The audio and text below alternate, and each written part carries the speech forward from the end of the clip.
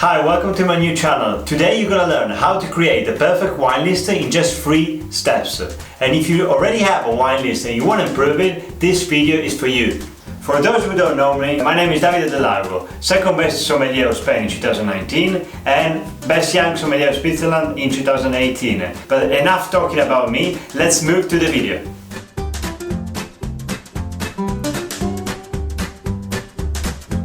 In this video we're gonna talk about how to create the perfect wine list in 3 steps. Step number 1, wine mapping. Step number 2, wine selection. And step number 3, the design of your wine list. Let's start with step number 1, wine mapping. Wine mapping is a technique invented by the master sommelier Greg Harrington that wanted to create a wine list profitable and balanced. The technique is based on a concept of price structure. So basically we're gonna start building our wine list starting from the structure, starting from creating the structure of the prices. And we're gonna find a sweet spot, which is gonna be the price range where most of our wines are gonna be. So first of all, wine mapping. We're gonna start with calculating a sweet spot. What is the sweet spot that we're looking for? It's basically a price range that's gonna dominate our wine list. This price range is gonna represent around 30 to 45% of our wine list. How do we find out what the price range is? So basically, first of all, we need to find out what's the average price of our main course in our restaurant. Then we multiply that for 2. The result is going to be the minimum price in the sweet spot price range. Then we need to find the maximum price in that sweet spot. So basically, again, we're gonna take the number of the average price of our main course in the restaurant, and we're gonna add it to the minimum price in our sweet spot. So now we got the minimum price and the maximum price. This price range is gonna represent around 30-45% of our wine list. To make it more clear, I'm gonna make an example for you right now. So if the average price of our main course is let's say 15 euros, we're gonna multiply 15 euros for 2. The result, 30, is the minimum price in our sweet spot. Then we need to find the maximum price. Then we're gonna add again 15, which is the average price of our main course, at 30. It's gonna be 45. So 45 is gonna be the maximum price in our sweet spot.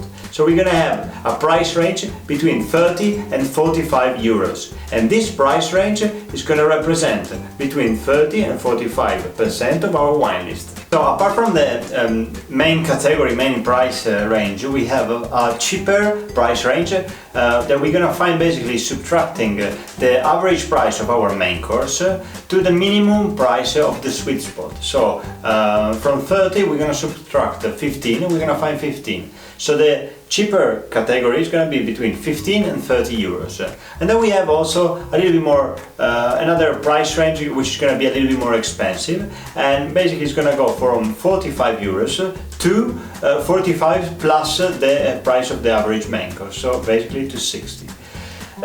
This big price range between 15 euros and 60 euros should represent around 60-80% of our wine list. And after this main price range, we also have other ranges of prices that are going to be more expensive. It's basically the more expensive they are, the lower are going to be the percentage of bottles that we're gonna put on the wine list. Now let's make a final example to have it really clear. So if your average price of the main course in your restaurant is 15 euros, your sweet spot is gonna be between 30 and 45 euros. And we're gonna decide that we're gonna put the sweet spot, the percentage of the sweet spot is gonna be 45%. So if we have a wine list with 100 different wines, 45 bottles should be inside this price range. That's going to be the cheaper price range that should be between 15 and 30 euros. We could decide that we're going to put 20% of the wine list in this price range. So there's going to be 20 bottles basically.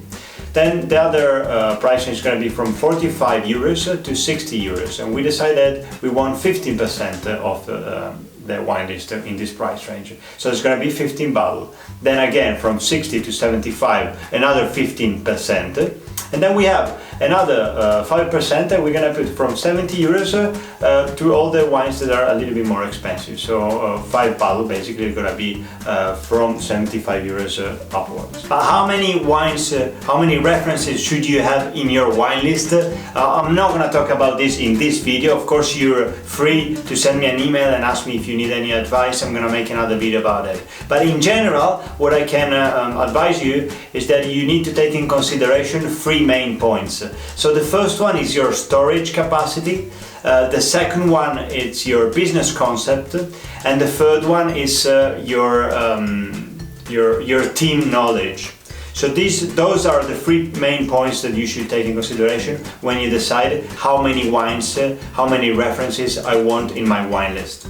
So point number 2, the selection of our wines. We need to decide which wines, which kind of wines we're gonna put in your wine list. So we need to consider 3 things basically. The first one is your sales. The second thing you need to consider is your team, and the third one is your strategy. Alright, let's start with your sales. Basically, when I say you need to take in consideration your sales, you should analyze it. I'll make you an example to make it really easy. If last year you sold 10,000 euros of wines, you can see that basically 6,000 euros you sold in red wine, 3,000 euros you sold it in white wine, and 1,000 euros you sold it in rosé wines. So with this information we can understand that we have a ratio of 60, 30, 10, where 60 is red wine, 30 is white wine, and 10 is rosé wine. So when you're gonna prepare your wine list, you should take in consideration this ratio, and the wine list should be in line and consistent with this kind of information that you found. And as you see this ratio, you can do many different modes and find many useful information from your previous sales. Also, for example, if you want to decide how many wines you should have by the bottle and how many you should have just by the glass. We can do an example also. If last year you sold 10,000 euros of wines, of this 10,000 euros, 6,000 were from wines sold exclusively by the bottle, and 4,000 were wines sold by the glass. So in this case the ratio is going to be of 60-40, and you can see there is a really big part of sales coming from the wines by the glass. So in your wine list you should consider to put quite a consistent number of wine by the glass, something that should reflect this number that you find. If you're a new restaurant and you don't have any sales history, what you should do is basically a forecasting of what you think you're gonna sell, and you should prepare your wine list based on the information of your forecasting. So the second thing in the selection of your wines is your team. So basically, before buying anything, you should always consider your team. Ask yourself, could my team sell this wine? If the answer is no, maybe you should consider changing the wine, or preparing a training session specific on how to sell that wine and the information about this wine. So always keep in mind your team. So the last thing in the selection of wines to take in consideration is your strategy. Basically, for example, when you're dealing with a supplier, you should take in consideration also the quantity that you're going to order. Of course, the more quantity you're going to order, the bigger leverage in your negotiation you will have, and the possibility to get a better price is going to be higher. Also take in consideration other perks. For example, some supplier could offer you free training for your staff in exchange for you buying the wines. Or maybe they will organize some kind of events in your restaurant or in your operation. So this is something that you should always consider before deciding where and how much to buy. Also take in consideration what kind of brands you're gonna buy. Remember that the brands are a direct reflection of your operation and should be consistent with your business concept. So now you know how to structure your wine list based on different price ranges, and you also know what kind of wines you're gonna put on your wine list. Now the third point is gonna be the menu design. Now when we start talking about menu design, the first thing to consider is going to be probably how to organize your list. There are different ways. The classic ones, really used also in Europe, it's basically when you divide your wine list for sparkling wines, then whites, then rosé, reds, and then sweets and fortified wines. Then inside this kind of wine list, they are usually divided from old world to new world. And of course, I always recommend if your country it's a country that produces wines, to start with your country, and if you can also with your region, in order to promote the wines, the local wines. Then there is another type of organization that is based on the style of wine. So when we talk about style of wine, we could say, for example, from that you could divide your wines from light-bodied to full-bodied. Okay. Of course, this is a little bit personal and it could be confusing sometimes. So I don't really suggest to use this style of wine list unless you're really sure and it's really well made. The further option that you could have is dividing your wine list for grape. So you could list all the wines from Sauvignon Blanc, then Chardonnay, and then the reds for Cabernet Sauvignon, Merlot and Syrah, and so on. There is also a way that you can basically mix up the different style of wine list, where you could start as a classic, dividing for sparkling, whites, rosé, reds and sweet.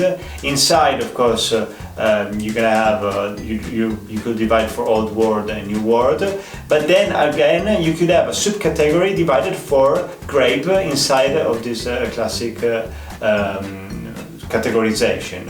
I'll put you an example here. This is a very good micro wine list where you can see the whites grouped together and then divided by the grape. This could be a good option in case you have this kind of wine list. Now, some suggestion of the layout of your wine list in order to make it an incredible tool of sales. First of all, the language that you use should always be absolutely clear. Don't leave any space for misinterpretation, okay? So be always clear and consistent in your language. Use always the same font, size and style for the whole wine list. Also, the medium that you use to present your wine list should be consistent with your business concept. Let me explain this concept a little bit better because it's very important. If you're working in a really classic, elegant, smart restaurant, you should probably have a wine list made of leather. Very elegant, something that they represent the style of that restaurant. If you're in a really, quick service restaurant, not formal, very casual, you could have maybe the wine list displayed on a board on your wall. So always relate the medium that you want to use for your wine list with your concept. So now the last suggestion is going to be on the pricing method. More on the layout of the pricing, because there's a lot of studies about pricing psychology. I'm gonna just resume the most important concept here. So the first thing is that we should try to take away the focus of our guest from the prices. You should not focus only on the prices, more on the kind of wine and description that we give. Okay, so how do we do that? First of all, we should have the same font, style, and size of the price, the same one of the description of the wine. No, in order to not take the attention of the guest on the price. The second, we should avoid any monetary symbol. So euro, dollars, pound, everything. Don't put it. Just put a number. And if we talk about the number, if a wine costs 50 euros, you should not put 50,00. You should actually just put 50. Of course, no monetary symbol. Then another thing that we could do is try to avoid columns. If you open a wine list and all the prices are in a column, you will probably focus on the prices straight away. If we avoid columns, we could change the focus of our customer, not on the prices but to the description. This is what we want, because we want him to decide what kind of wine he's gonna buy based on the description and not just on the price. Thank you very much for watching my video. I hope you liked it and it was somehow useful for you. Don't miss the next video where we're gonna talk more specifically about menu engineering applied on wine list and cocktail list. So thank you very much and cheers! Oh guys, and don't forget to give a like and smash the subscribe button. Cheers!